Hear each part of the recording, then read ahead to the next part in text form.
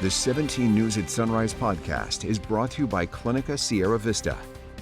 Welcome back to the 17 News at Sunrise podcast, where we share your news on your schedule. Working in the spirit of the Golden Empire, this is 17 News at Sunrise. Good morning to you here at 5 a.m. Thanks for waking up with us. I'm Maddie Jansen alongside Alex Fisher. We begin with some breaking news from overnight. The now vacant Thrifty Wash Laundromat, a building on Niles Street that has burned several times in the past, went up in flames once again. Fire officials say the blaze broke out just after 9 last night. The fire was knocked down within about 2 hours and no one was inside at the time. Kern County Fire Department says they have had to knock down several warming fires in this same building before. The official cause of the fire is still under investigation. In your 17 Court Watch this morning, the retrial of a former Kern County Sheriff's deputy who killed 2 prostitutes in the 1980s ended in a mistrial yesterday after jurors deadlocked on whether he should be resentenced to death or to life without parole. The jury hung 2 to 10 to 2 in favor of the death penalty for 76-year-old David Keith Rogers. The next hearing is scheduled for May. Between now and then, the DA's office could decide to retry Rogers again or to accept the life sentence. Rogers was convicted of killing 20-year-old Janine Benatende in 1986 and 15-year-old Tracy Clark a year later. Deputies, meantime, have identified a suspect wanted in connection to a murder in South Bakersfield. The sheriff's office says Efren Calderon Alvarez killed Everardo Lozano outside a home on Stable Avenue Saturday night. Deputies say Lozano had been violently assaulted. Anyone with information about Alvarez is asked to call the sheriff's office. And turning now to our recent storms, Kern's Emergency Operations Center providing an update last night on efforts to keep everyone safe during the weather. Officials say yesterday's storm response focused on identifying hazards, assessing damage, planning for the incoming storms, and evaluating local terrain. The recent rain led to concerns about a landslide in Wofford Heights, prompting an evacuation order. Officials say they are still working with experts in soil movement from the U.S. Geological Survey, watching areas that are saturated and working to allow people to return to their homes as soon as possible. Even though the rain has stopped, all evacuation orders issued for Kern County remain in effect this morning. Residents of River Kern, low-lying areas of Kernville, Tilly Creek, Wofford Heights, and the Wasco Pond areas are all under evacuation orders. There's an evacuation center at Kern Valley High School in Lake Isabella. A local woman is asking for help after a tree fell on her car Tuesday night. That car is her only means of transportation to the hospital as she undergoes treatment for a brain tumor. Bobby Ismail had just moved into the apartment complex along Q Street, and she woke up yesterday morning to see a tree had fallen on her car. She says she was told the tree did not fall because of the storm, but rather because of loose soil, and that changes how insurance covers the damage.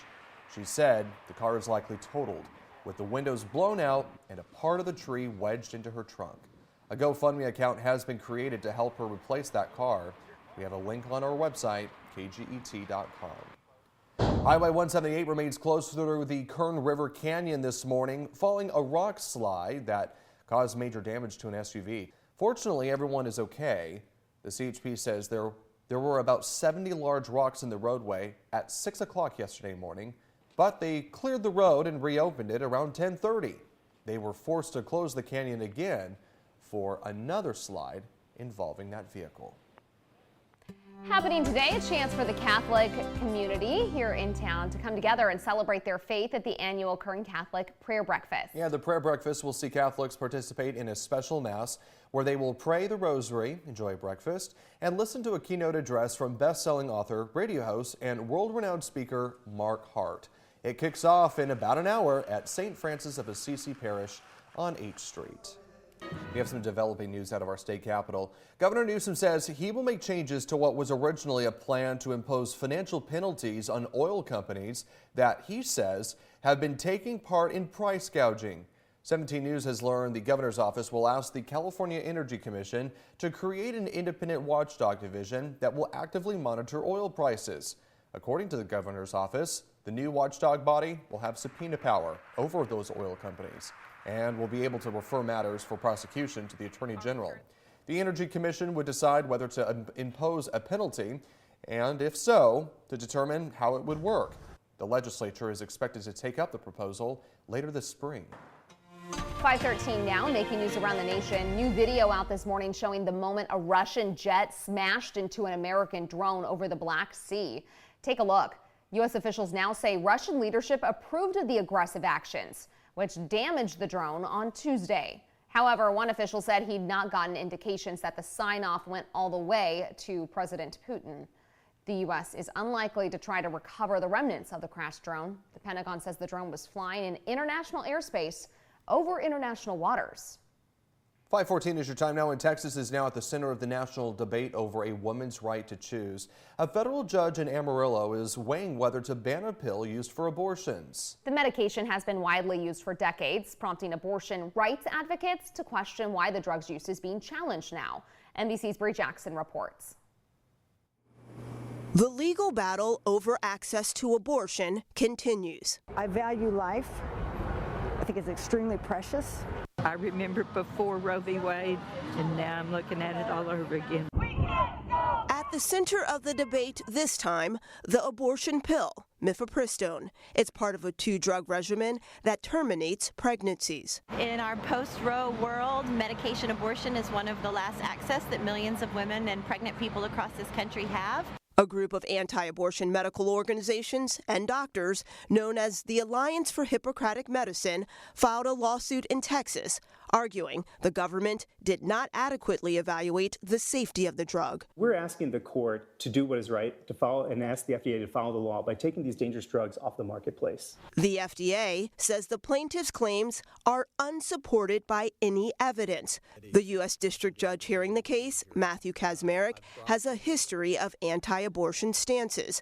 Those who support a woman's right to choose tell me this is another attempt to hinder abortion access nationwide. We should all be incredibly concerned about what's happening and how the opposition is using the court structure essentially to continue to erode access to sexual and reproductive health care. The Trump-appointed judge could make a decision on the matter as soon as this week, a ruling with nationwide implications. Since being approved 2 decades ago, the FDA says more than 5 million women have taken mifepristone, with only 28 reported deaths. In Washington, Bree Jackson, NBC News. Kern's dog crisis continues as hundreds of dogs are put down every month because of overcrowded animal shelters.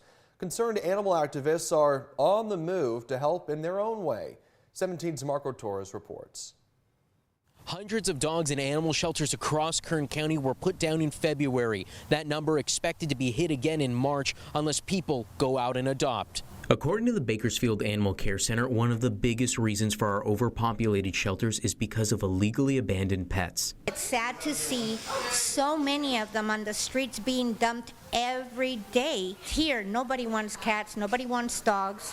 Look at the shelter, it's packed. Activists within the community are taking it upon themselves to do something, feeding the massive colonies of street animals to even getting the strays fixed. We trap them, we take them to Critters Without Litters. They get spayed and neutered, and by law you have to bring them back to where you found them. Overpopulation is happening at shelters across Kern. It's no different at Kern County Animal Services. Our shelter is always crowded. We've been crowded, and I'm not being facetious, we've been crowded for 20 years. According to the county shelter, it euthanizes about 100 dogs every month. The same can be said for the Bakersfield Animal Care Center. The center is also overcrowded with multiple dogs in each kennel.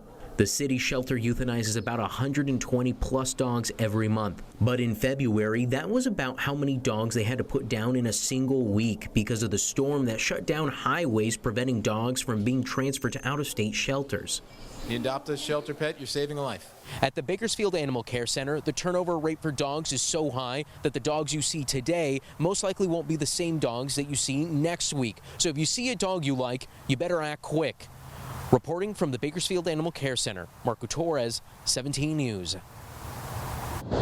And to help clear the shelters this weekend, Kern County Animal Services is waiving adoption fees for all pit bulls and pit bull mixes Friday and Saturday at the Fruitvale shelter.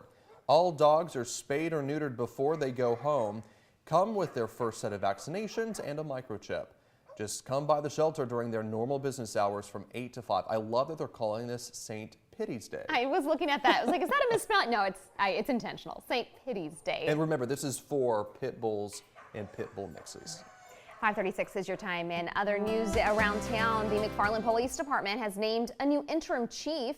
17 News learning that Brian Knox will serve in that capacity for the next 3 months until the department selects a permanent chief, according to City Manager Kenny Williams. Knox began his career as a deputy with the Kern County Sheriff's Office in 1992 and joined McFarland PD as an officer in November. Students and staff at Miramonte High School are mourning the loss of longtime track coach Jesse Toledo. A final run was held in honor of Coach Toledo last night at the Panorama Bluffs. Those who knew and loved Toledo say he made a big impression on everyone he met. Coach Toledo passed away March 7th following a 2-year battle with cancer. He carried the torch during the Survivor's Lap at last year's Bakersfield Relay for Life. He would always, motivate his students and ensure that everybody left with a smile on their face, and that was Mr. Toledo's character. He would always push everybody. He had a saying no excuses. Miramonte High School principal Roman Aguilar says Coach Toledo's impact will be felt for generations to come. Working in the spirit of the Golden Empire, this is 17 News at Sunrise.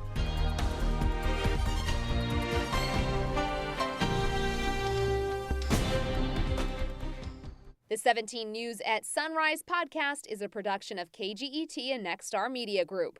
For more on all of the headlines in today's show, head to kget.com.